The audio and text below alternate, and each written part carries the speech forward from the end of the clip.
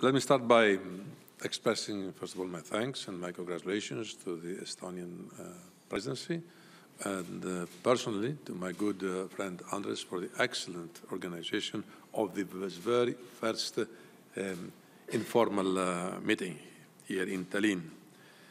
It is clear that we have a lot of homework ahead of us in the coming 6 months, and I'm glad that we share the same priorities when it comes to migration, borders, and security.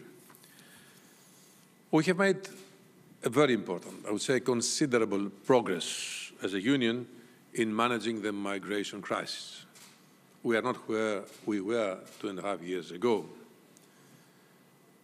In the Eastern Mediterranean, arrivals have gone down, have decreased with 97%. In contrast, numbers are rising on the central Mediterranean route. But in the last 6 months, we have improved our cooperation with Libya. We have increased our support to the Libyan Coast Guard to help them better patrol their sea borders and conduct search and rescue operations. We are supporting voluntary returns from Libya to countries of origin in cooperation with IOM. More migrants have already returned in the first half of 2017 than in the whole of 2016. In the Sahel region, we are supporting countries like Niger to better manage their borders. Relocations from Italy have increased from 2,000 to 8,000 since the beginning of the year. Taking into account the urgency of the situation, we need to further step up our work.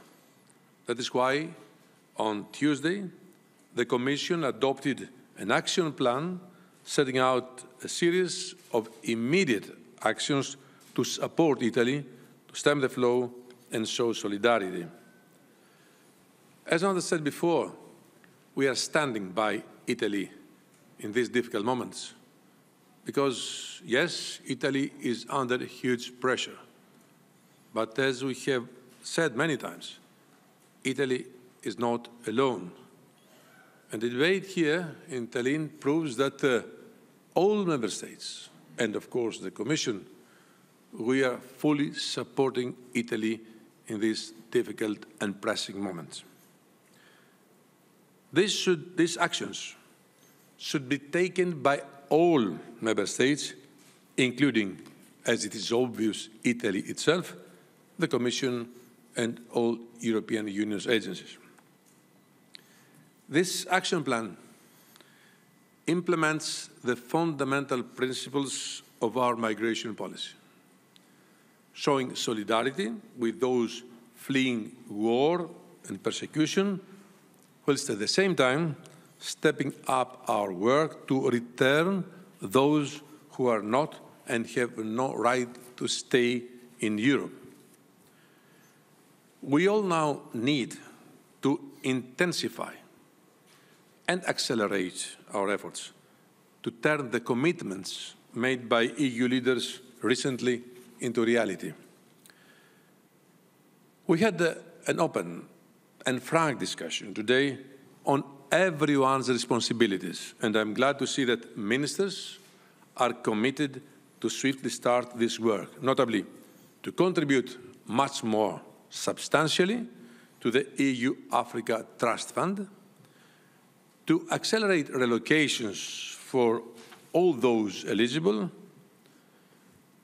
to better coordinate the maritime operations to save lives at sea and fight smugglers, and also to jointly step up engagements with Tunisia, Egypt, Algeria, as well as Libya, to improve search and rescue operations, to improve returns internally and externally. First, we agreed to mobilize our own internal capabilities alongside those of the European Borders and Coast Guard to support the return of irregular migrants from Italy. Secondly, we committed to step up negotiations on readmission agreements with many countries of origin and using all leverages at our disposal, including our visa policy. The situation in Italy is yet another stark reminder of the need to pursue our work on a genuine and fair reform of Dublin and our entire asylum system. We need a crisis-resistant system. Our Maltese friends have done a very good work, important preparatory work for that. Discussions now have to advance. Now, turning to the discussions we have had today on security. Recent incidents have demonstrated the importance of linking existing and future EU information systems for security and more borders management. Information must be available when it is needed and where it is needed in real time.